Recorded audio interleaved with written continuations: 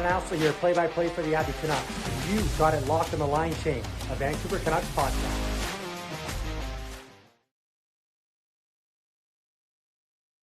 Vancouver Canucks are currently 32nd in the league. With only 600 minutes of hockey left, yes, I did the math, most people have already checked out. But if you're looking at these final 10 games as meaningless, you're missing the most important evaluation period of the entire rebuild.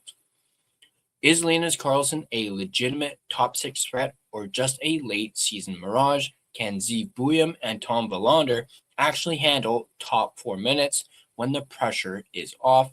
And is it time to officially move on from Niels Höglander? What's up, Canucks Nation? Welcome back to The Line Change. And if you're new to the channel, welcome to The Line Change. Today, we're breaking down an article from The Athletic that has 5 massive questions the Canucks must answer before the end of the season. Because these 10 games will dictate exactly what this roster looks like next October. Let's dive into it. So let me pull this up for you guys.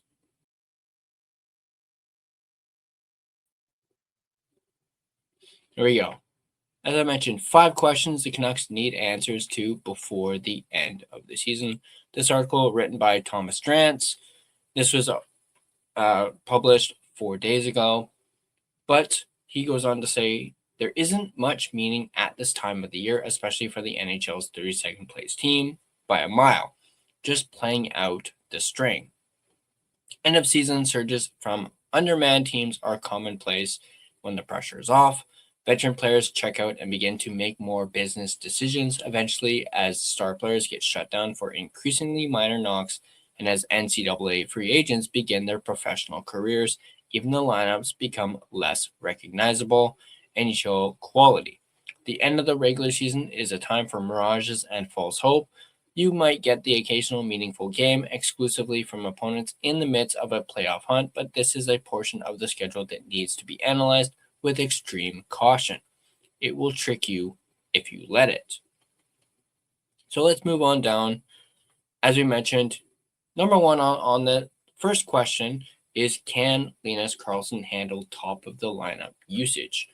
By just about any metric you might consider, 26-year-old winger Linus Karlsson has been Vancouver's best and most impactful forward this season. Now, granted, some of this will seem like damning Karlsson with faint praise, but it's well worth wrapping our heads around the extent to which Karlsson has outperformed all other Vancouver forwards this season nonetheless. First up, with 25 points, Karlsson is Vancouver's leading 5-on-5 point producer this season. Karlsson is easily the Canucks' most effective play driver and leads all active forwards by shot attempt differential at 5-on-5. Among all Canucks skaters who've logged at least 100 5-on-5 minutes this season, Vancouver has only outshot their opposition with 2 skaters on the ice, Karlsson and Quinn Hughes, who doesn't even play here anymore. Karlsson leads all Canucks skaters by evolving hockey's goals above replacement metric, and second place isn't even in the same neighborhood. And of course, if we go down and check out this graph, as you can see there, Linus Karlsson is in first.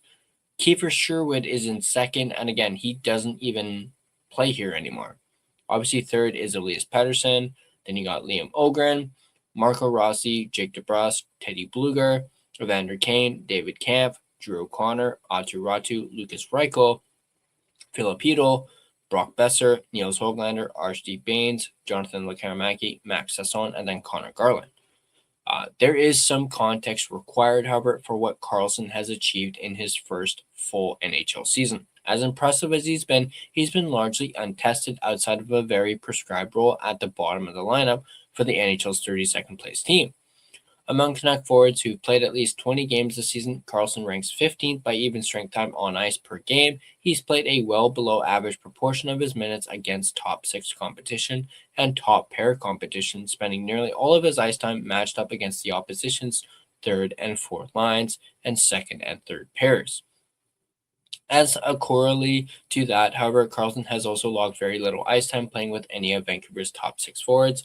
That obviously changed in the last game against the Flames, where he was actually on the first line. So he's playing against soft competition, but is also largely riding shotgun with inferior quality line mates. Whatever context we want to put on it, the fact remains that Carlson has managed to both produce and carry play in his 5-on-5 minutes, which is something none of his teammates have really managed. He hasn't proven that he can be as successful in a larger role against more difficult competition. Well, I guess he kind of has proven it after one game. Obviously, we're going to want to see more, and who knows if Adam Foote will actually keep that line together with Carlson on the wing with Elias Pettersson.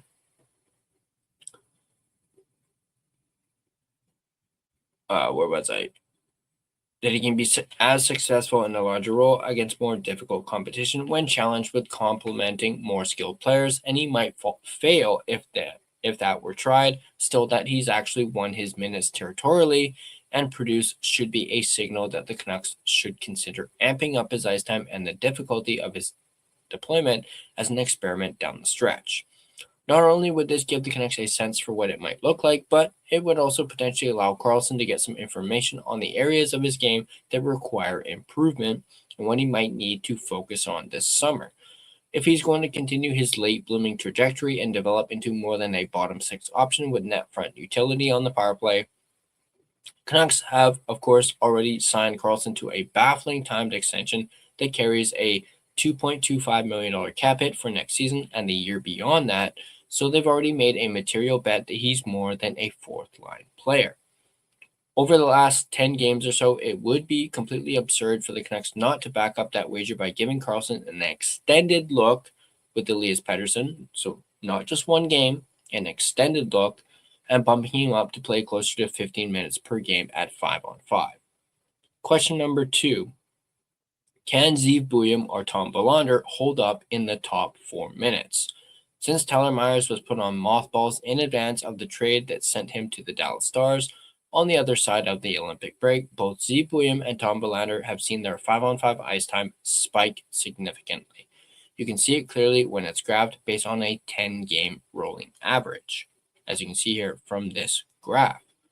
Obviously, Buium has jumped a little higher than Willander, as of course Buium is playing with Filip Hronek a lot lately. With a greater minutes burden comes more difficult matchups and more time spent chasing around middle 6 players in the defensive end of the rink. For both rookie defenders, that's a significant change.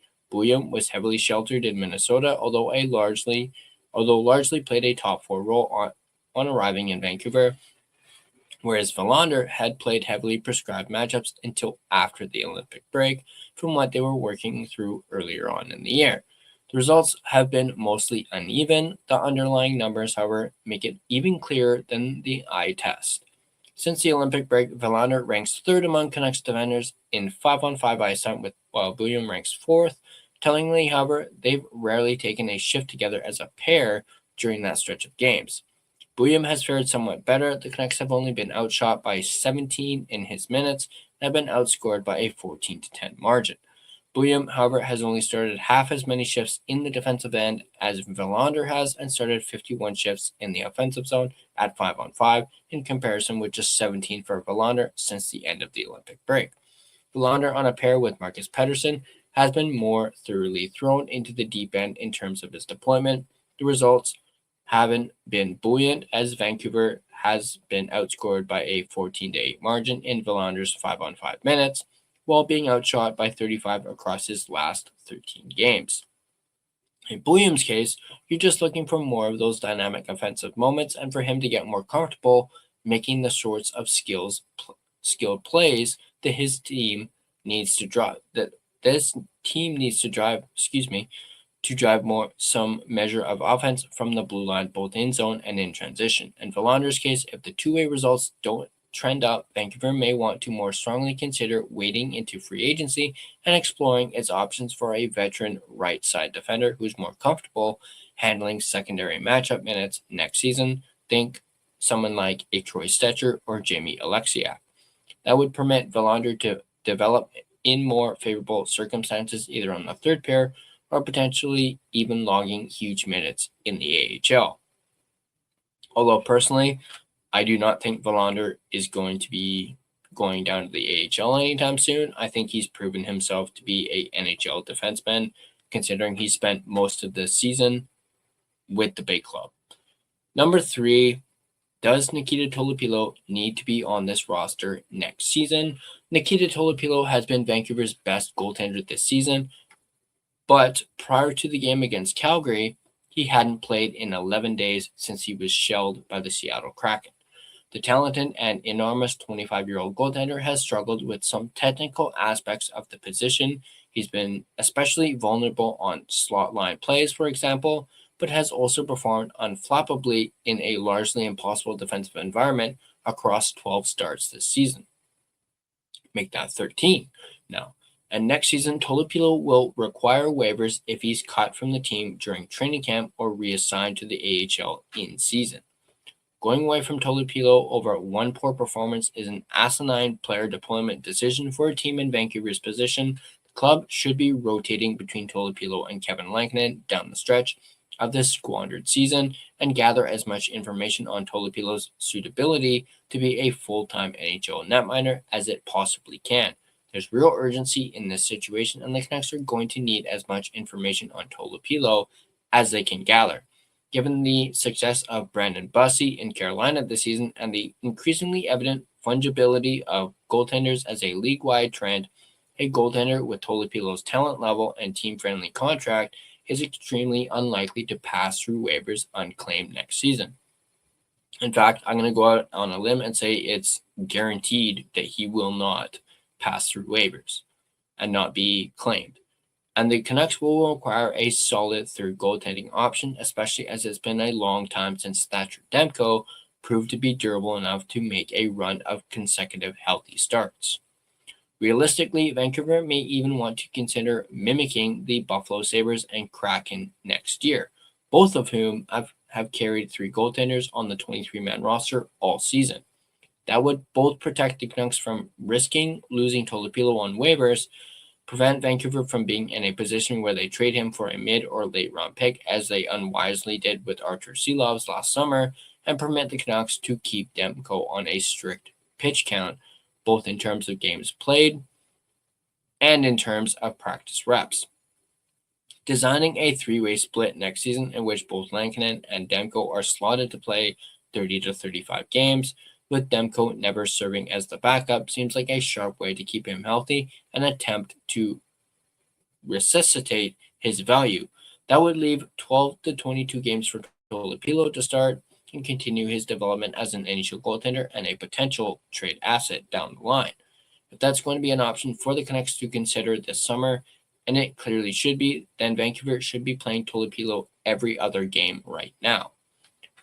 Looking at question number 4. Is Niels Höglander part of any answer for this team? Obviously, we've been talking a lot about Niels Höglander as of late and his future with the Canucks. Niels Höglander is at the point now where 3 separate head coaches, Bruce Boudreau, Rick Tocchet, and Adam Foote, have deemed him untrustworthy to hold down an everyday role in their lineup. Höglander is now 25 years old.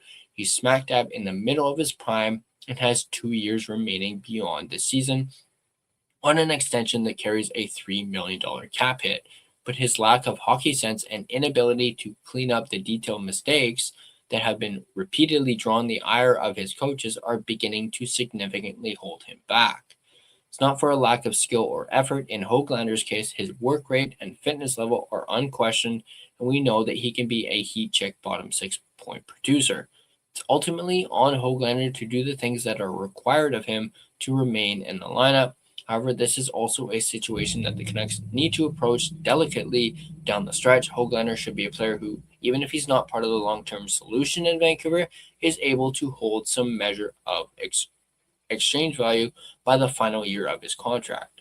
The Canucks need to get him reps down the stretch without scratching him and hope for a significant bounce back for him to fix the defensive miscues that have him yo-yoing in and out of the lineup every season so that he can rebuild his value.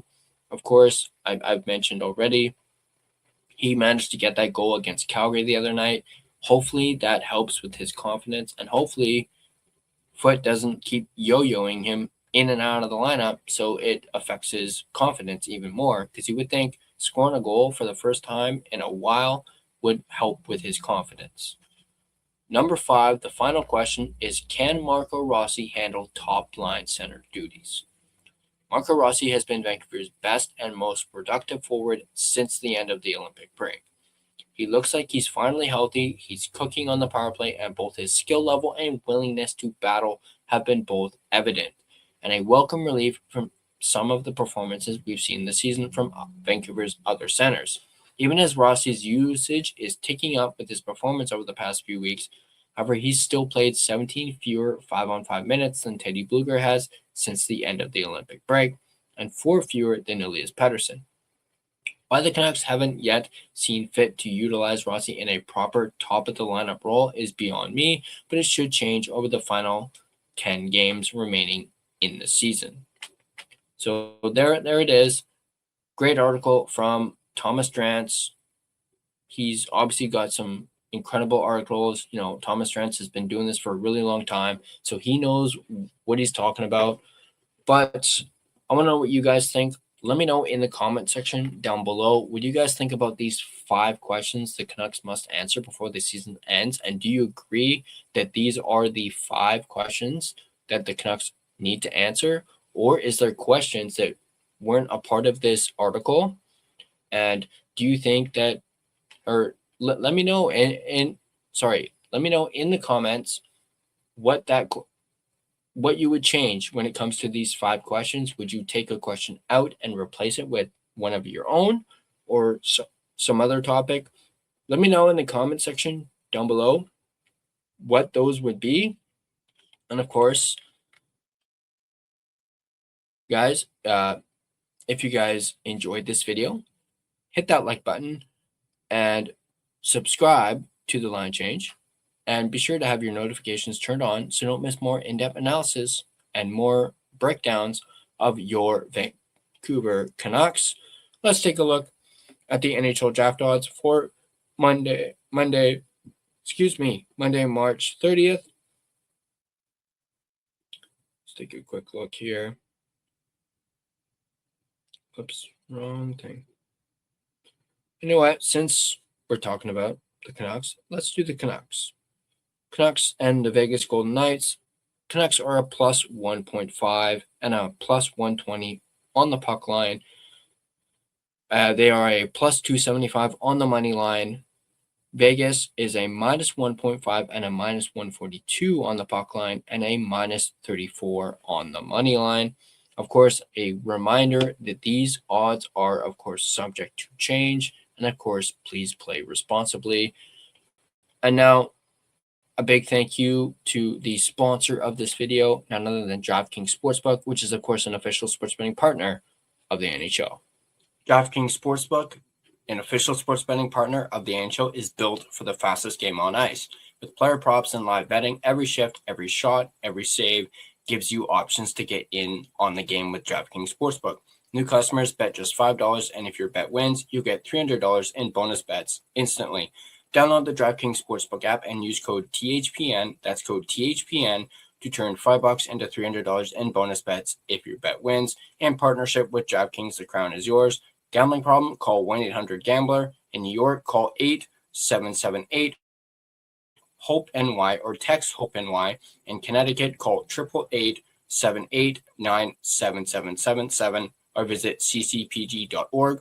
On behalf of Boot Hill Casino in Kansas, wager tax pass-through may apply in Illinois, 21 plus in most states. Void in Ontario, restrictions apply. Bet must win to receive bonus bets, which will expire in 7 days. Minimum odds required. For additional terms and responsible gaming resources, see dkng.co/audio. This is a limited time offer. Copyright 2026 NHL, all rights reserved. This video has been a presentation of both DraftKings Sportsbook as well as the Hockey Podcast Network. Be sure to check out the network for your favorite podcast covering your favorite team at thehockeypodcastnetwork.com, the home of hockey podcasts, where it's every team, everywhere.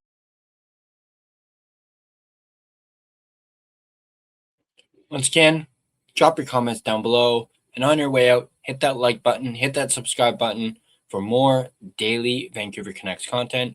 Thanks for tuning in, and I'll catch you guys on the next line change.